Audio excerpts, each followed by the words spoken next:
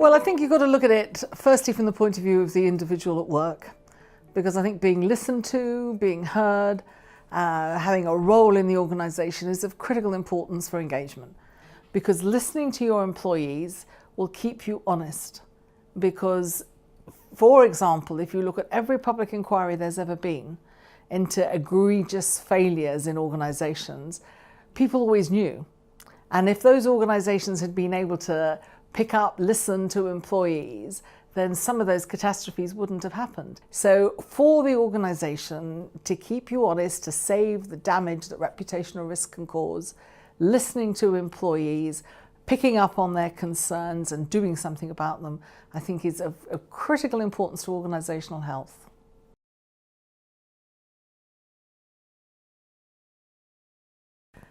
I think a lot of people have been saying that if you look, for example, at what lay behind the Brexit vote, part of it was a frustration that many people feel about not being heard. And part of that is about not being heard at work. So I think that it does go beyond the instrumental value. It is a fundamental human right, I think, to be heard at work. But I think that what's important about it is that organisations have the mechanisms for doing this. Right, so that they have either a relationship with a trade union, or they have a staff association, or they have town hall meetings, or they have ways of listening. But I also think that, from an individual's point of view, it is about respect.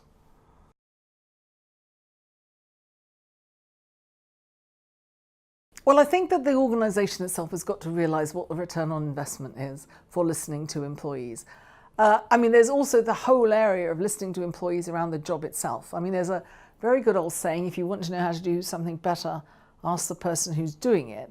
And so many organisations bring in management consultants and OD people and all the rest of it, whereas actually if you talk to the people doing the job and you empower them, they will quite often bring in those productivity improvements and performance improvements that you want, because after all, they know how to do the job. Look, in effective organisations, the manager listens, the line manager listens. There's ways within the organisation of feeding voice up. There's also ways of communicating back down. Effective organisations, are porous. They're not monoliths. They're where people have a say, are listened to, can make improvements, but they're part of. How can I put this? Listening to employees is not something additional that you do. It's actually part of the culture. And, there's not an organisation in the country that can't do this.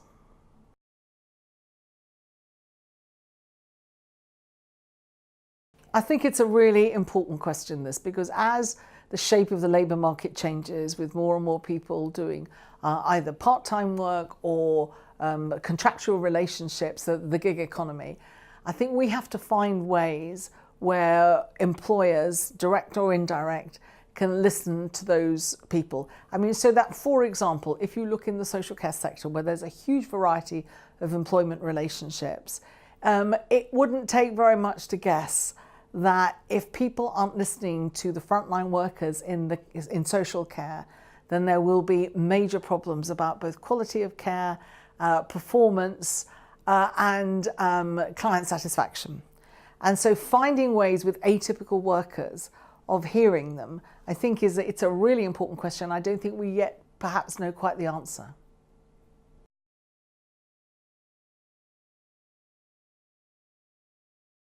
I think that everybody at work needs to be heard. They need to be heard by their co-workers, they need to be heard by their managers, and they need to be heard by their organisations, whatever their contractual relationship is. Because the key to this is that if you listen to the people who work in and for the organisation at whatever level, whatever their contractual relationship is, they will tell you the reality of what is happening on the ground. If you don't listen to them, then you are walking into a potential minefield. And given that reputational risk, whatever organisation you are, just ask Sports Direct or any of these other companies that have got into difficulty, reputational risk today is the real killer for organisations.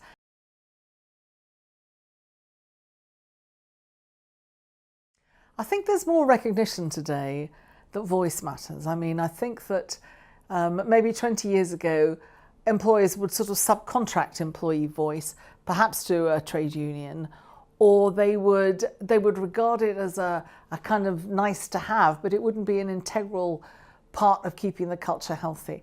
I think that's changing gradually, but I think the problem is that many organisations structurally still have got this old sort of, Taylorist, Fordist, monolithic, hierarchical, bureaucratic model, which actually makes it very difficult to listen to employees. So I think one of the challenges of employee voice is, is your organisation equipped to listen?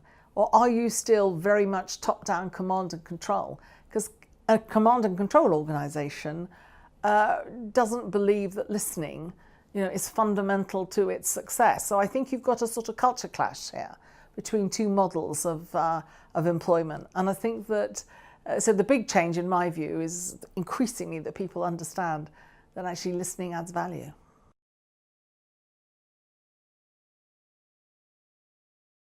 I think one of the things that people say to me when I go and work with organisations on employee voice is they say two things. One, they say, look, I try and listen to my employees, but all they want to talk about is tea and toilets. Now, one of the issues there, of course, is that you've got to supply people with the information that they need to make a contribution. So, of course, people are going to just talk about tea and toilets if they don't have a sense of the strategic challenges or the direction of the organisation. And don't get me wrong, tea and toilets matter. The other thing that people say to me is that I'm going to open Pandora's box and create chaos if I start listening. I'm going to hear things I don't want to hear. I don't know what to do with the information when I've got it. Now, these are perfectly reasonable challenges, but they're challenges to which I think the organisation needs to find an answer. It's no good, frankly, saying, I'm not going to listen because it's too difficult to do anything with it. I mean, you're just compounding the problem there.